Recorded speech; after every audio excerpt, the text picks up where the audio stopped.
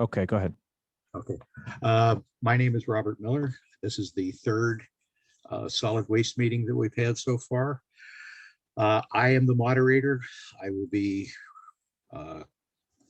giving the introduction and then helping people get on and get off. I will also be taking notes, so that you see me looking to the left. I'm not playing a game or anything. I'm taking notes. Right now I'm reading off my old notes. Toward the end, after Renee gives a couple of announcements that describes how things are going so far, we will have a question and answer period. If you look at the bottom of your screen, you will see a raise hand icon, just with a yellow hand in it. If you want to speak and ask a question, click that button and I will see it on my screen. And when the previous people are done talking, I can unmute you and allow you to speak. Well, I can unmute you from my side. You will still have to unmute yourself on your own computer if you muted yourself. And Renee, it's now you. Renee is the recycling coordinator for the city of Troy. Oh, by the way, I'm a member of the Solid Waste Advisory Board, a voluntary group of Troy city residents, and that's why I'm here. So Renee, it's yours now. Well, thank you. Hi, everybody, and thanks for joining in today. So what I'll start out by is giving an overview of what we've done in projects, what we've been working on, and things that are upcoming. And then, as Rob said, we'll have an opportunity for questions. And for those of you that have met me at prior community and neighborhood meetings, I tend to do the good, the bad, and the ugly review, and I start with the ugly first, because that way, if there are things that are on your mind that are bugging you, I'll make sure and address them first. Otherwise, you really have absolutely no reason to trust me if I just go into the good stuff and table all the bad stuff. So we know in terms of the ugly that the age of our trucks are impacting the efficiency of the work we do. We're working on doing some route maximization and have started replacing some of the trucks. So we're hoping to get funding in 2022 to replace another 2 trucks. So our goal is 1 to 2 garbage trucks per year so that our fleet can be updated and upgraded. As well, we're very aware and working on the problem of the trash and the dumping in the alleys. Many thanks to all the residents who are participating in the Earth Day cleanups, the Earth Week cleanups. They started this weekend and we have a record number. I just put in another 4 today, so I think we're up to 57 Earth Week events, and that's really spectacular. So thank you if you're part of that. But we are aware that there are still a lot of dumping issues in the alleys and a lot of problems with trash in general in the alleys. We're in the process of interviewing to bring on a 3rd litter patrol officer, which will help to overcome a lot of the challenges that we're facing there, meaning that the 2 current litter patrol officers will have smaller zones to manage with the addition of that 3rd. The bad. We don't have a composter pilot in place yet. We were hoping to have that last year, to have 100 to 200 households participate in a compost program in collaboration with another municipality. That was not in the budget. It was removed from the budget last year, so that did not happen, but we are hoping to repropose that for 2022 so that we can start that as well. What other items? The 96-gallon cans, the barrels, we are in the process of replacing more of them, providing more of them in more neighborhoods, because we recognize that especially in multifamily residences, that that's a necessity. The good, we had so many Earth Day events, as I mentioned, that I'm still entering them in. We have a lot of events that are starting to get posted online. We had our first intermunicipal household hazardous waste this weekend. It was the city of Troy, the town of Bethlehem, and the town of East Greenbush. That was hosted by the town of Bethlehem this weekend, and we had over 350 attendees there. I believe we had probably about 75 of them from Troy, and we'll be having the next one will be held in Troy at Troy Resource Management Facility, which some of you may know of as the Alamo. We are rebranding that, and it is now open every Thursday. We had the grand opening of that last Thursday, and we'll continue to have a follow-up to that grand opening at the end of this month. And on the 8th of May, we'll be having our composter and rain barrel pickup and our electronics day event also at the Troy Resource Management Facility. So those are good and exciting things going on. The same day of the electronics event, there will also be shredding available at no charge and tire drop off. Bike tires for $1, passenger car tires for $5, and then larger tires priced dependent on what the size of the tires are. Spring cleanup going on by neighborhoods at this point. And if you haven't seen spring cleanup going on in your neighborhood yet, not the Earth Day project cleanups, but the actual street cleanups and such, let me know. And based on what your street perimeters are, I can tell you when that's going to be. We have magnets available for residents for the refrigerators to help prevent food waste. We have 22-gallon recycle bins now available in addition to 16. So our old bins were 14 gallons. So we've upgraded the smaller bins to 16, and we've added on the 22 gallons. And we also have bin stickers that are put on those now that identify what in fact can go in that bin. Fairly soon, within the next couple weeks to month or so, we'll be starting to post on a website called Recollect. That's a platform that will have a whole lot of educational information as well as how to handle certain materials. So that will act as a really great resource for our residents as well.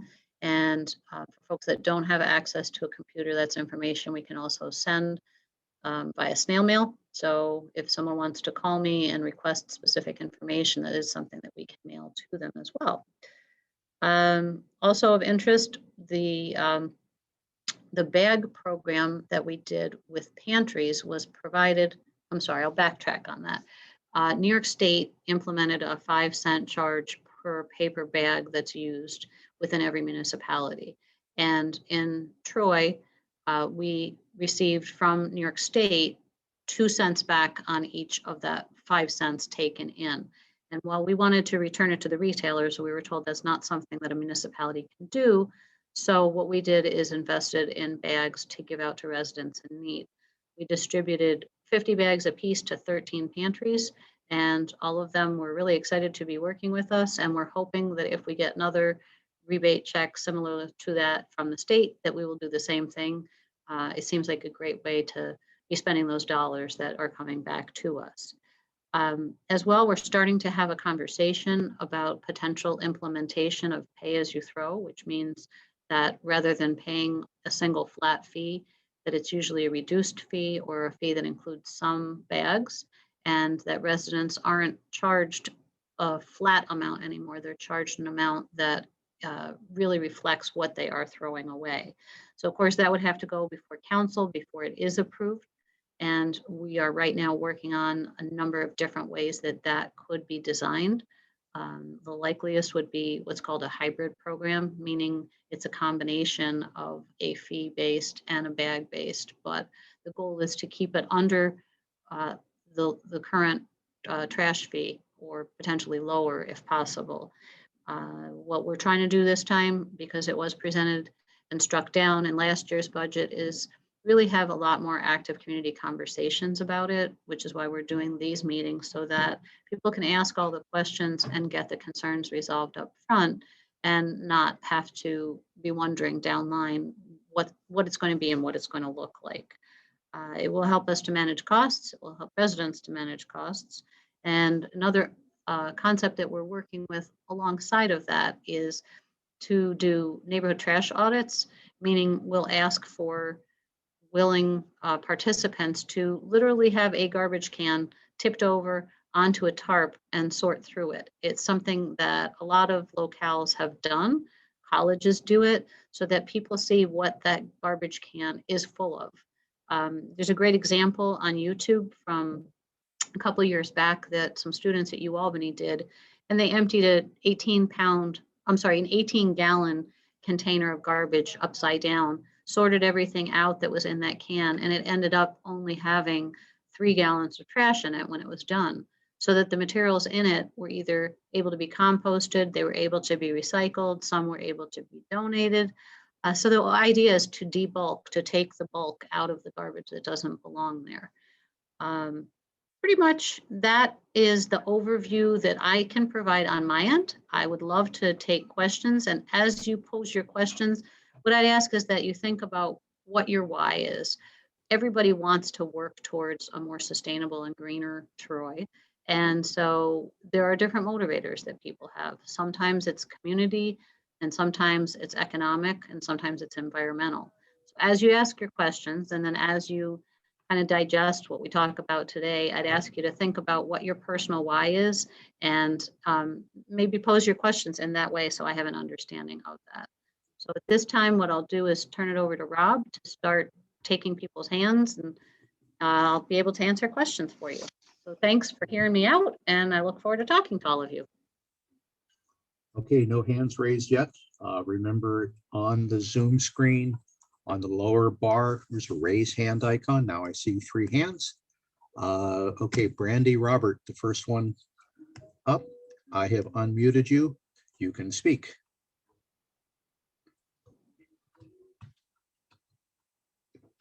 At any time there would be recycling bins that might have some kind of lids on them to keep the recycles from blowing away when it is a little windy.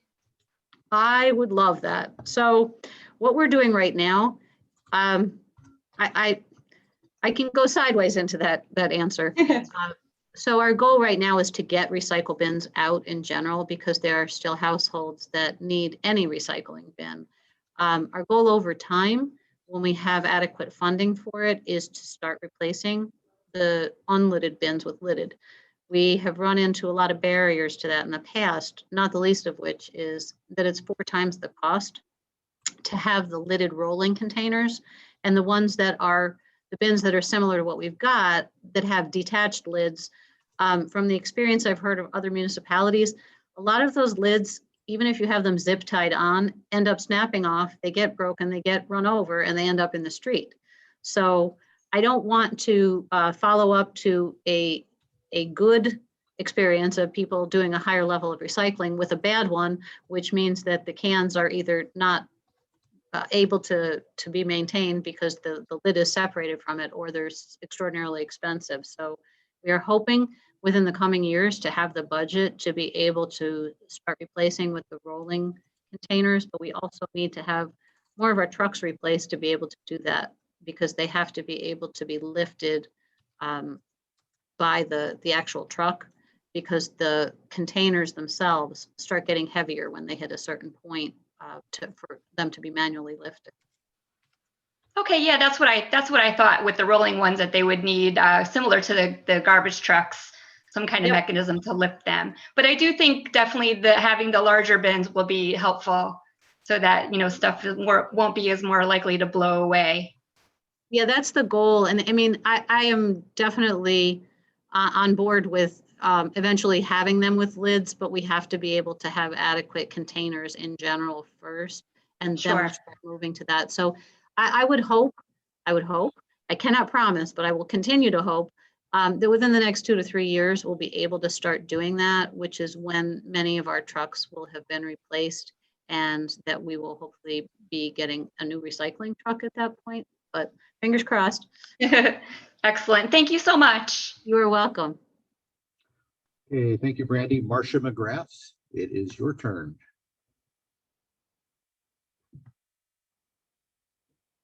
You have been unmuted.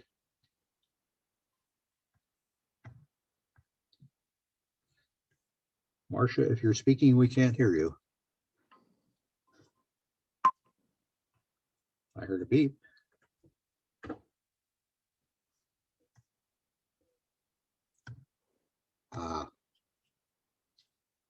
Looks like your microphone is on mute.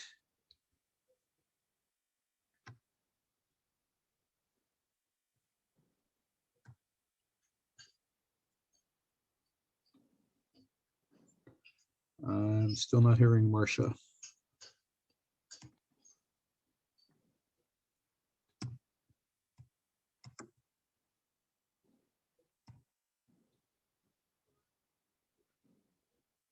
Okay, Marcia, I will keep your hand raised.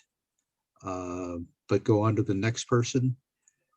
Betty DiMaria, you are now unmuted on my end. And good, you unmuted yourself. Yes, can Please you go hear me? ahead. Yep. Yes, hi, thank you both. I just want to advocate for the pay-as-you-throw program. I'm already doing so many of the things that Renee suggested. I recycle, I generate very little trash. I'm a single person living in a house, and I probably put my garbage out every 3 weeks at this point because I just have so little. And especially in the winter months when I can just put a small bag in my garage. So, you know, some of us already generate very little trash, but we're still paying the same amount. So it would be nice to be able to reward some of the residents who are already keeping the landfills a little bit lighter. Thanks. Thank you. I appreciate the efforts that you're making, and we are hoping that the program will be able to reflect that. It is our goal, definitely. Okay, thank you, Betty. Let's try Marcia again. Marcia, can you speak now?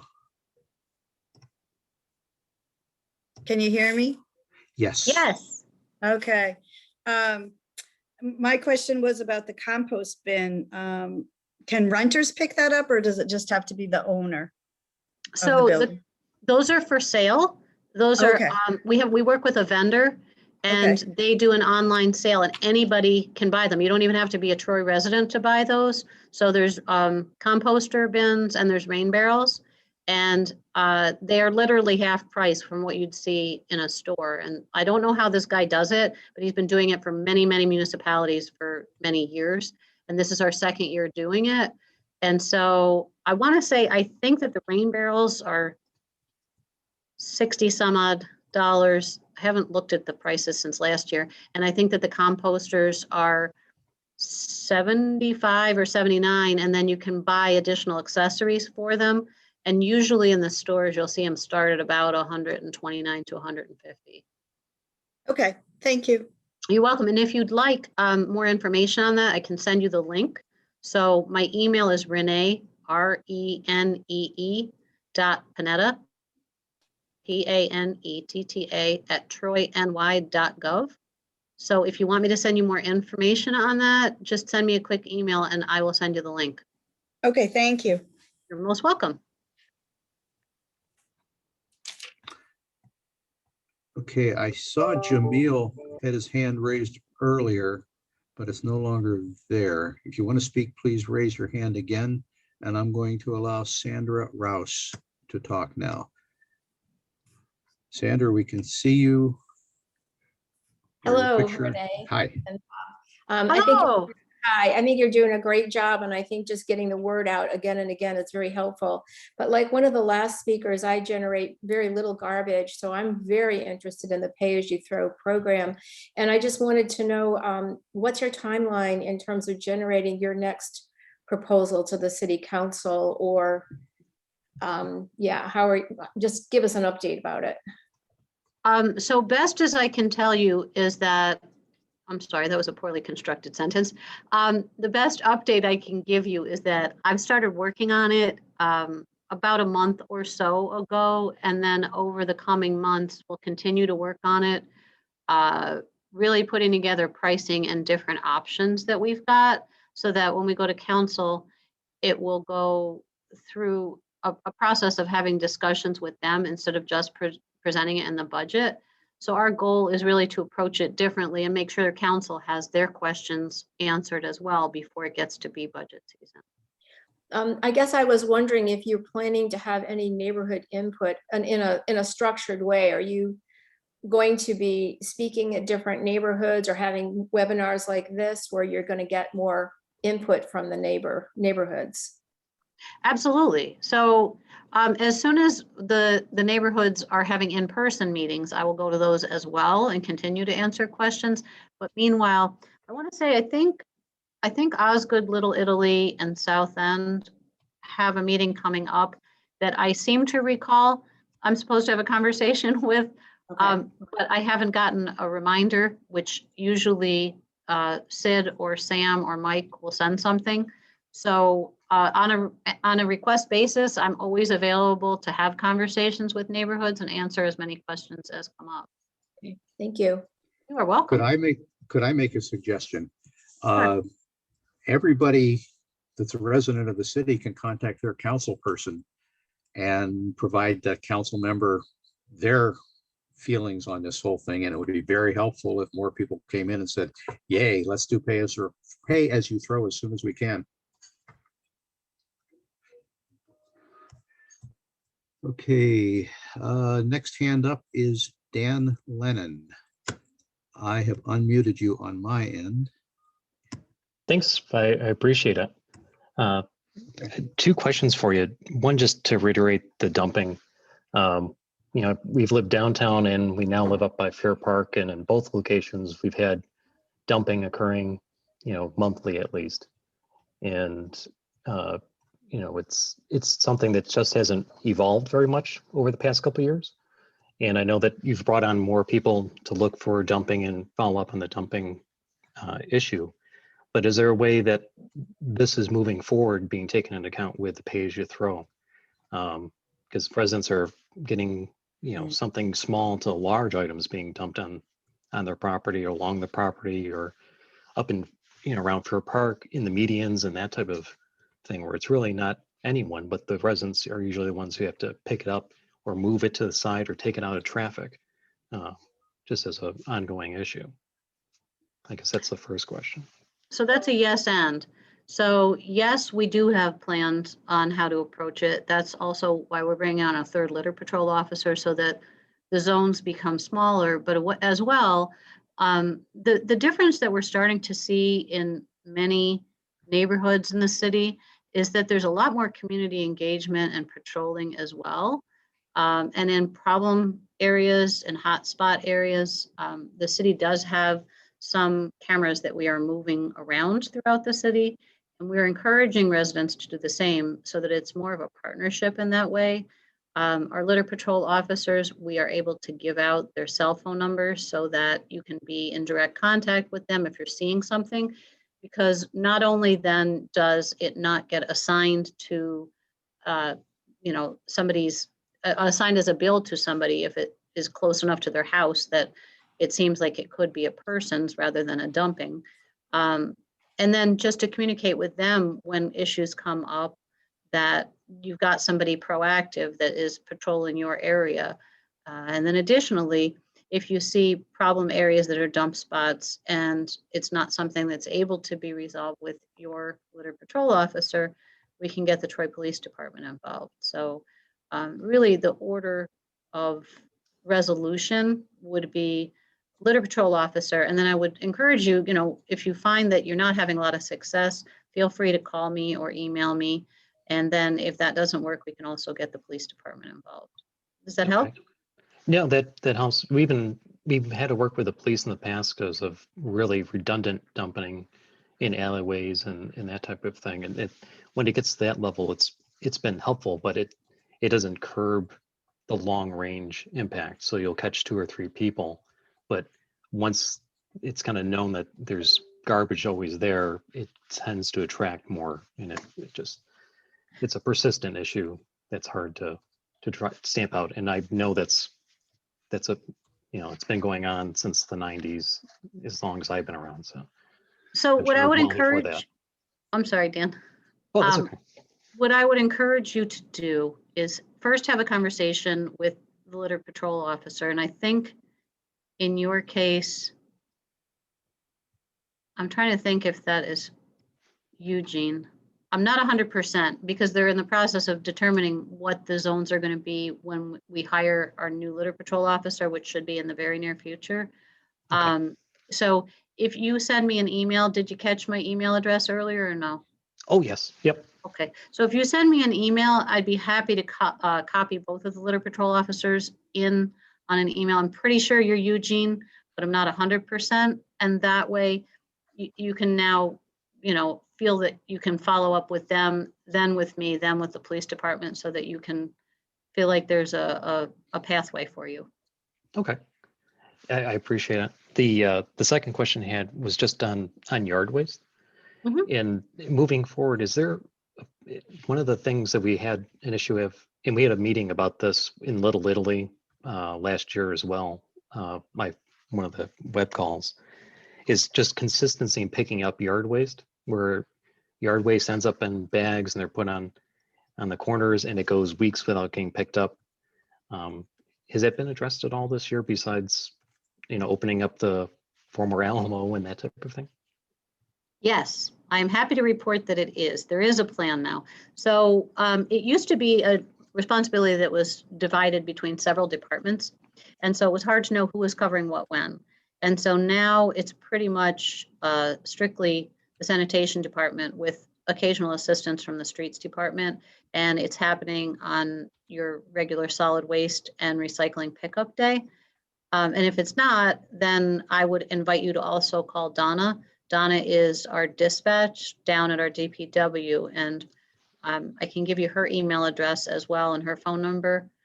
Her email is Donna, DONNA, .muckle, MUCKLE, at troyny.gov. And her phone number is 518-270-4579. Okay. And that way she can let you know if you were a missed route on a particular day. Sometimes if we've got a backup or a backlog because there's either street cleanings going on or we have a truck that's had an issue and another truck has to cover another route. So there are still occasions when streets are getting missed, but usually at this point we're able to keep after it. But if you run into any problems, I would say Donna is your point person on that. If you don't find resolution, again, feel free to let me know and I'll talk to my colleague Tom, who's the sanitation supervisor. Okay. And if I could just put a plug in, I know everyone's excited to see Alamo getting reopened again. I would love to make a plug for it to be open some hours on the weekend, even a limited amount of hours, just for people who work, 9 to 5. Yes, during the week. so that is ultimately our goal, is to have lots more hours open. The issue is right now we're trying to keep overtime to a minimum because it's a much higher expense to have someone come in on a weekend, and we're trying to keep within the budget that the city has for us for this year. And we also have to build capacity for our teams to be able to put in the extra time on the weekends when it's not during spring cleanup and street cleaning. So we're trying to make sure that the resources we have are not completely tapped out and that we're able to continue providing that service. But ultimately, we're going to try and have it open as frequently as possible. Part of us having the registration or the permitted facility is that it always has to be staffed when it is open. So that's a little different than it had been in the past, but that's also why we ended up ultimately not being able to keep it open, because people were literally coming in and just dumping junk and leaving, and we can't have that happening anymore. So it's a monitored facility now. So it has to be handled in that way. But yes, definitely, we do want it open more. Yeah. Hey, thanks so much. We really appreciate everything that's being done. You're welcome. Thanks for the questions. Okay, thank you, Dan. And the next is Stephen Adams. You are now unmuted on my end. Hello? Hello. Hi there. Oh, you can hear me this time. Yes. Yes. I just want to thank you. I'm totally on board of everything that you're doing. My question, as I emailed you, was on enforcement. Laws are laws, and I know what we're trying to accomplish here. And evidently, you're a new department. Hopefully, the city's giving you some backup to enforce what you're trying to do. The recycling, how do you force people to recycle? We still have this issue with people that do not recycle and just put everything in the black plastic bags. Do not expect the men on the garbage truck to be the patrol to, go after these people. I know you're trying to educate people that are open to the education. It's absolutely awesome. But what do you do with the people that just do not contribute, that will not do to that. Is it the responsibility of the city to enforce the ordinances that they have on the books, which are many, and are not enforced by the city? So it kind of puts you in behind a rock, I would say. What's your opinion on that? Thank you, Stephen. And I apologize if I didn't get to your email. I think I had formulated an answer, and I'm going to be surprised if I didn't send it, but I apologize if it didn't get to you. So I will attempt to answer all of those questions, but they may not be in the right order. I apologize. So in terms of enforcement, the litter patrol officers are getting to a point now where it is expected that they are going to cite violations if a can appears to be overflowing.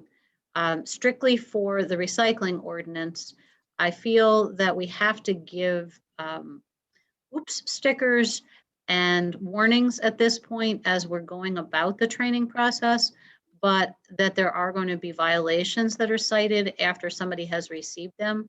So we do have tags that the litter patrol officers, as well as the drivers and the sanitation workers have, that lists off a bunch of things that they can check off and tag a can or tag a home, so that the owner or the property manager knows that they're being given a warning.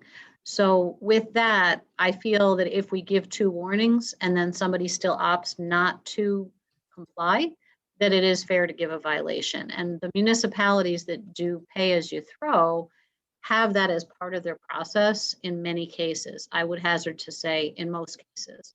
So my goal is to have compliance by choice at first, and then compliance by penalization in terms of a violation if we don't get compliance. What I am seeing, and it is very positive in my opinion, is over the past 6 months in particular, but really since I've come on board, I've been monthly tracking the solid waste percentages and the recycling percentages. And while we still have a long ways to go, in the past year and a half, we have increased by about 1.5%. So it's slow but steady, but our diversion, which means the removal of the recycling from the garbage and the waste stream, has been increasing, and it's been holding. So even during the pandemic, it has not dropped. It's actually continued to increase. So I'm hoping that the more improved education we have and the more outreach and doing it in different ways. So a lot of times people will just go with, punitive, that they're just going to do a fine or a fee. And I don't feel that that's most effective. So if we educate, and we only educate by doing something online, it may not impact folks that don't have the internet. Or if we do something that's just something that people can read, if that's not how people absorb information, they're not going to get it or care either, which is why to me, having the waste audits that are either in person or that are available for people to view on YouTube or whatever, that there's more of a tangible, it's more of a hands-on, so that somebody who's a tactile learner is going to be interested and engaged in process. And then with Recollect, the platform that we're going to be using, that information is going to be really at the touch of a finger to be able to have that information accessible. So it's partially, I think, about access and partially about, desire to engage. I'm not going to say we're going to get 100% compliance. I'm more of a realist than an optimist. So I know that there will always be people that aren't going to care, but I think it will thin out in terms of the number of folks that are in that space, as opposed to those that just need to have the information, the education accessible. Thank you. You're welcome. Does that answer the questions?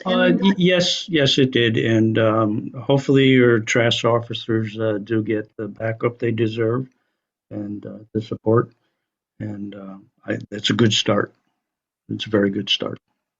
Thank you. And if there are questions or additional input that you've got that you feel can make systemic improvements, we are very much open to opinions that folks have in terms of what will work best in your community. Very good. Thank you very much. You're most welcome. Thank you. Renee, question on that. Can the sanitation people issue violations for recyclable goods going into trash? Well, so at this point, we are not doing that because it, as more of a punitive action while we're on the learning curve, I don't feel that that's necessarily our best bet. And our sanitation workers would not be in a role to do that, but our litter patrol officers would. And so over time, what we're going to continue working on is having the sanitation workers and having the sanitation drivers continue to share that information with the litter patrol officers. It's a lot more collaboration there than when I first started. I've seen some improvements there in terms of drivers coming back and saying something to the litter patrol officers and violations being written based on what people are seeing. Okay, thank you. Yep. Anything else, Stephen? No, I think that's it. Thank you very much. You're welcome. Thank you. No other hands are raised. Any more questions, comments? You guys are making it too easy on Renee. Please give her some hardball questions. Nah. Thanks, Rob. Throw me under the bus.